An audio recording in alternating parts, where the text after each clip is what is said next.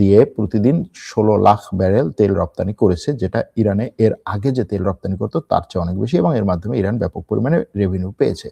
Donald Trump ইরানের হামলা চালানোর কয়েক ঘন্টা পর তার অন্যতম প্রিয় ইনফ্লুয়েন্সার কট্টর ডানপন্থী কর্মী লুমারকে ফোন করে নিজের প্রশংসা শোনেন। তিনি ফোন করে বলেন যে, তুমি আমাকে একটু প্রশংসা করো তো আমি কি করলাম। তখন সে তাকে ওইভাবে প্রশংসা করে আর কি। এটা শুনে, এটা হচ্ছে ফাইন্যান্সিয়াল টাইমসের কথা। চীন, ইরান, জর্ডান, লেবানন এবং ইরাকে ইরান, জর্ডান, লেবানন এবং ইরাকে মানবিক সহায়তা পাঠানোর ঘোষণা দিয়েছে চীন। চীন বলছে, আমি এই সমস্ত দেশে মানবিক সহায়তা পাঠিয়েছি। ইরান তাদের এই যে জ্যেষ্ঠ কর্মকর্তা আলী লারিজানি এবং তার ছেলে আর তার নিরাপত্তার দল, এরা সবাই শহীদ হয়েছে, এটা ইরান বলেছে।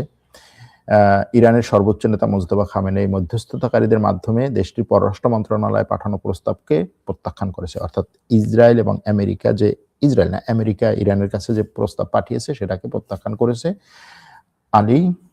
মুজতবা খামেনি। পররাষ্ট্রনীতি বিষয়ক এক বৈঠকে তিনি বলেন, এখন শান্তির সময় না, এখন হচ্ছে যুদ্ধের সময়। এটা রয়টার্সের কথা। রয়টার্স একজন জ্যেষ্ঠ ইরানি কর্মকর্তার বরাত দিয়ে এই খবর করেছে। সৌদি আরবের প্রিন্স সুলতান বিমান ঘাঁটি থেকে মার্কিন সেনাদের বহনকারী একটা মেডিকেল এভাকুয়েশন ফ্লাইট জার্মানির রামস্টেইন বিমান ঘাঁটির উদ্দেশ্যে রওনা হয়েছে বলে ধারণা করা হচ্ছে। গতকাল দিনভর দেশটি